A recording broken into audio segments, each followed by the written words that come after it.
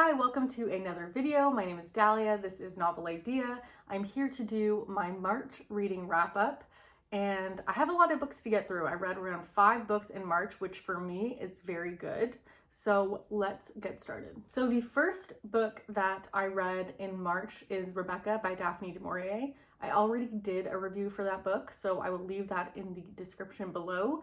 Please check that out if you have not already, which I doubt you have. I had a lot of fun doing that review, so I will leave it in the description below. The second book I read in March is My Year of Magical Thinking by Joan Didion. I had a lot of, I should say, expectations going into a Joan Didion novel. I've heard so much about her. She's one of the great classic American writers. I know she's like a renowned journalist, and besides that, my best friend Erin has been going on about Joan Didion for probably a decade. So there was a lot of hype. I was aware of the premise going into it, being that her husband died and that her daughter was seriously ill or chronically ill or something like that. Those facts are true. Her husband did die, and the story essentially follows her year of magical thinking.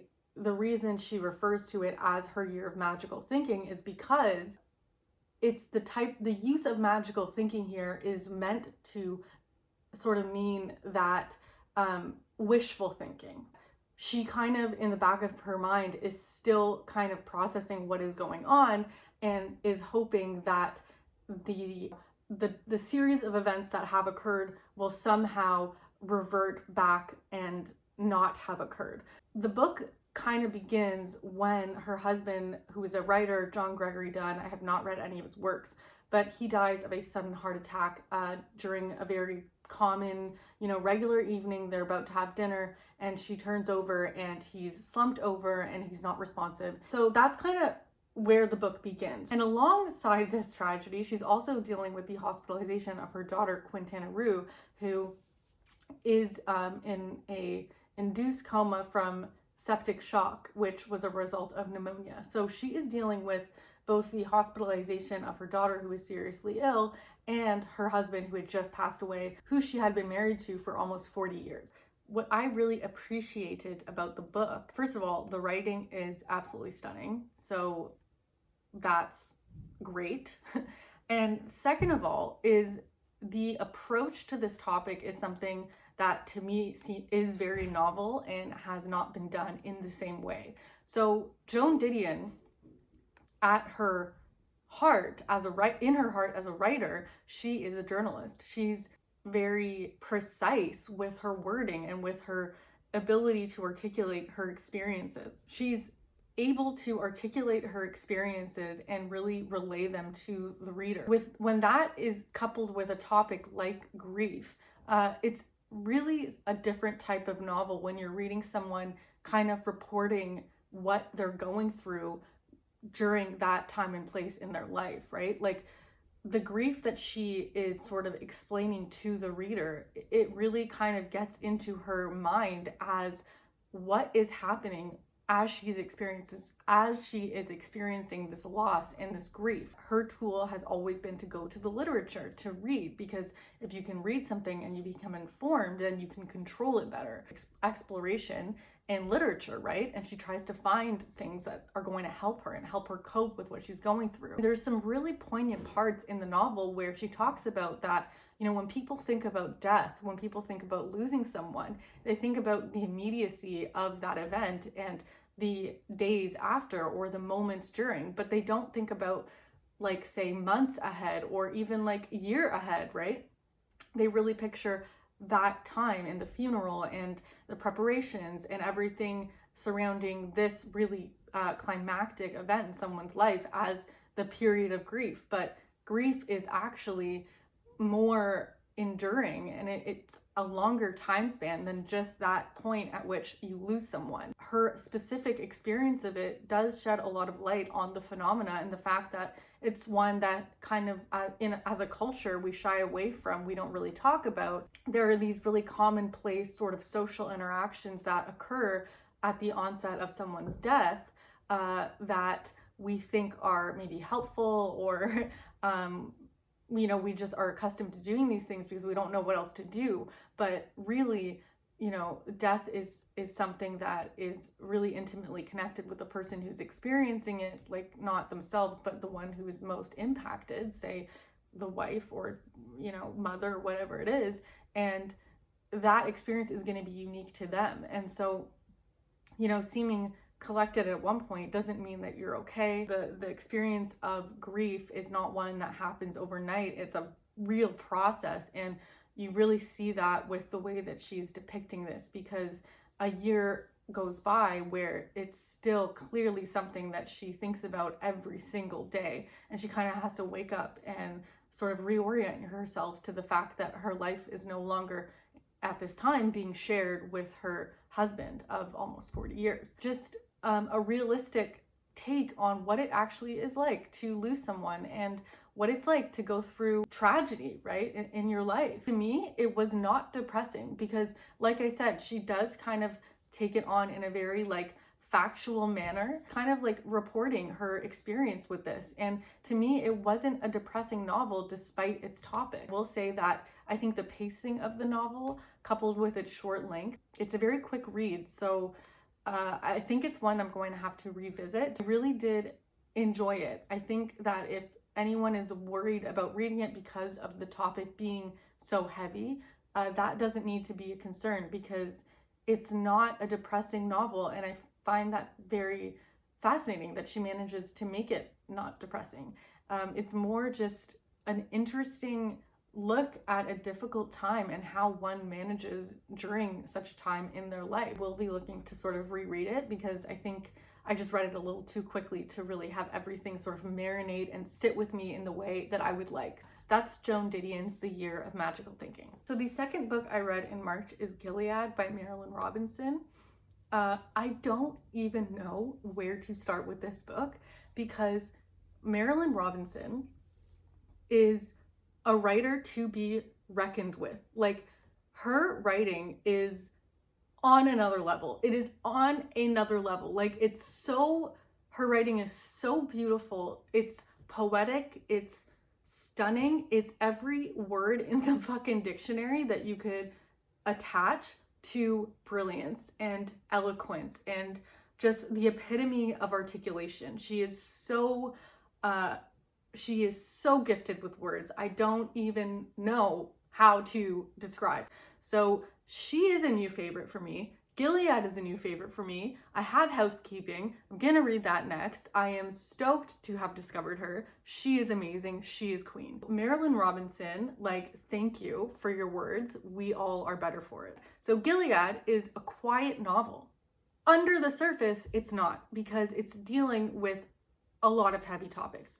The essential premise is that it's kind of like an epistolary novel. There is a old man in his mid 70s that is dealing with some heart problems. He knows that he's going to die in the near future. He has a young son, and so he decides to take it upon himself to write a series of entries or letters of some sort to his son, so that when he is no longer there, his son will have these letters to reflect and have a sense of who his father is. The actual, I think, sort of ulterior motive or subconscious motive, maybe that's the right way to phrase it, is this is a man who lives or has lived his life in close proximity to his religion, incredibly close proximity to his religion, and not just in the sense of preaching. He comes from a family of, I think, pastors, and he himself is one, and his whole sort of being is not just predicated on preaching the Bible, but also really imbuing and living the words of what it means to be Christian and what it means to be Christ-like.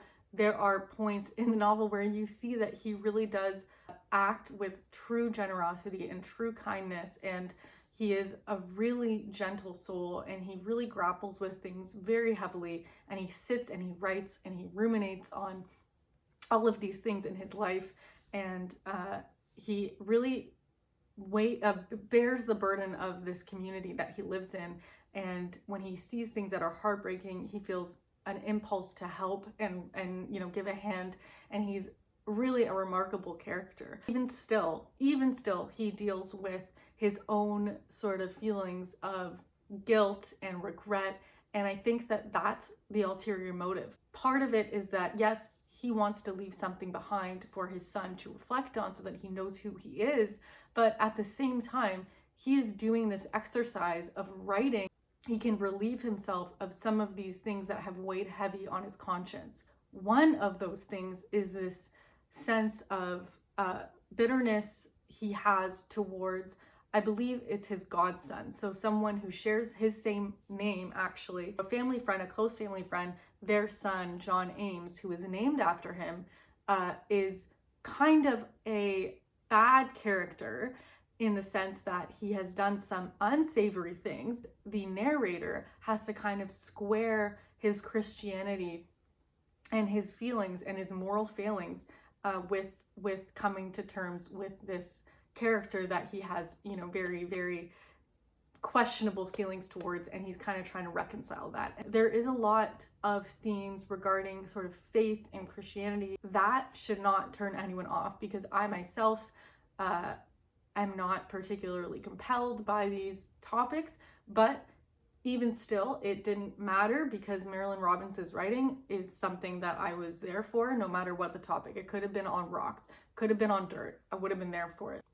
Let me tell you, these, you know, opinions and ideas that exist in the book are not exclusive to you if you're religious. They matter no matter what. They're just relevant. So with that being said, there were a couple quotes from the novel that I think are beautiful and that I wanted to read. It's on page 179, and she says, "But the fact is, I have never found another way to be as honest with myself as I can be by consulting with these miseries of mine, these accusers and rebukers. God bless them all. So long as they do not kill me outright, I do hope to die with a quiet heart. I know that may not be realistic." That quote to me reads as this man trying to really deal with the things that weigh on him in his later contemplative years and figuring out how to reconcile parts of his life that weigh on his consciousness before he doesn't have a chance to. And I think that that's beautiful. I think that's such like a heartbreaking topic, and especially when you read the novel, you'll see how that is so. But this is a book that needs to be read more than once. Again, I know I've said that already in this video, but like, her writing is so rich, it's so stunning, there's so much in it that I think one read through is not sufficient. Like, each sentence is beautiful, each sentence is just a work of art in my opinion, and I love it so much. So I'm so excited to read more of Marilynne Robinson, and I'm so glad that I finally got to her. Like, her writing is everything. For the type of writing that she provides is why I read novels. Hello, welcome back. We are in the next day. I didn't finish my video yesterday, so I'm coming back to finish my wrap up. The fourth book I read in March is Burnt Sugar by Avni Joshi. This book has made its rounds on BookTube, on Goodreads. It was nominated for the Booker Prize this year, so it's definitely gotten a lot of praise and esteem assigned to it, given that it's a debut novel. I did really enjoy it. I was a little bit hesitant going into it because I knew that the themes are dealing with early onset Alzheimer's and sort of a strained relationship between a daughter and her mother, and for some reason that just wasn't really pushing me to read the book. But there's a lot that, you know, goes on besides those central themes. And I think that for the most part, you know, that's the case with books. Like, there's sort of a single, like, maybe main sort of hook or anchor point, but there's a lot that goes on surrounding the novels that you can't, in the novel, that you can't really reduce it to that one plot point. The central, I say, question or theme that the novel grapples with really is about how to kind of take care of a mother that's been absent, or maybe not the most attentive, and essentially didn't really look after her as a young child and as her daughter. So that's a tough and weighty question, and I think the novel really deals with it in a very intimate and delicate way. and you can really get a sense of the internal struggle that the narrator and Tara is going through. The novel flips back and forth between past and present. The past is sort of a weaving tale of and Tara growing up with her mother, first, living together with her father, and then eventually her mother leaves, joins sort of like a cult. And during this period, she's particularly neglectful of her daughter. And there's a lot of words that she says to her daughter that are particularly sort of sad and upsetting. The daughter and Tara has to kind of grow up and wrestle with her relationship with her mother, but she also can't seem to like estrange her from herself because it is her mom after all. In present day, the narrator is married. She's an artist, and her mom never really respected her artwork or her chosen career path, and she's pretty vocal about that. Unspoken dialogue that needs to happen between the two of them, but it can't happen because it's kind of the tension that exists in the novel that pushes it and propels it forward. The mother, because we meet her at a point in time where she's beginning to lose her sense of identity from this stage of Alzheimer's that she's in. We never really get to know her that well, but because we get to learn a little bit about the past, we do realize that she's an unconventional character, to say the least. I think they find themselves in a very conventional setting where they're expected to behave a certain way, to live a certain lifestyle, and so forth. I actually grew to really enjoy the writing and also her deadpan humor. There were a couple times that really caught me off guard with how funny she actually is. And for a debut novel, I thought it was really solid. Burnt Sugar by Avni Joshi. Apologies for the lackluster review. And so then the other book I read is a collection of short stories. This book is Lot by Brian Washington. BookTube and Goodreads compelled me to pick up this book because a number of people I saw have read it and enjoyed it. And I really did enjoy it myself. I thought it was really beautiful. It was immersive. It was just a really good collection of short stories. Like, there was no single short story that I didn't enjoy. The one thing I will say about short stories is when I finish the collection, sometimes I find that they kind of all blend together and it's really hard for me to kind of piece them apart in my mind. So that's just a feature of short stories and my relationship with them, but I don't know if anyone else feels similarly. This is a compulsively readable collection. Each story you get pretty immersed in it pretty much right off the bat, and you're pretty glued to the story for the remainder of it. I really was there for it. I really enjoyed the writing. I really enjoyed the topics.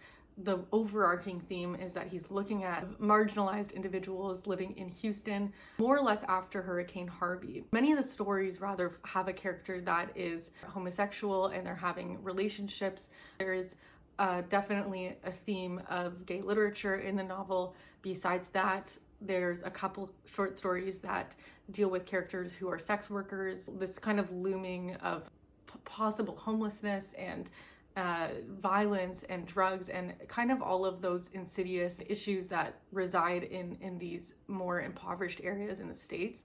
The main three siblings, that Javi, Jan, and Nicholas, they have stories that kind of pop in almost like alternating with stories that are not specifically about this family, specifically having Nicholas as the narrator. It's a very quick read, in my opinion. It went by very quickly. I really did enjoy the style of the writing and the topics and the stories themselves. Found that they were just complete, right? Like, I thought that they ended at a really nice point. So I really enjoyed it. I know Brian Washington has a novel out called Memorial, and I'm very hesitant to read that because I've heard very mixed reviews. Those are the books I read in March. As I mentioned, I'm currently reading Housekeeping, and I'm loving Marilyn Robinson. So that's kind of the big takeaway for March for me. Marilyn Robinson is everything. And yeah, if you've been reading anything good this month, please let me know. I'm always looking for new books to check out. So leave a comment down below and let me know what you've been reading, or if you've read any of these books, what your thoughts are on them. And thanks so much for watching, and I will catch you in the next one.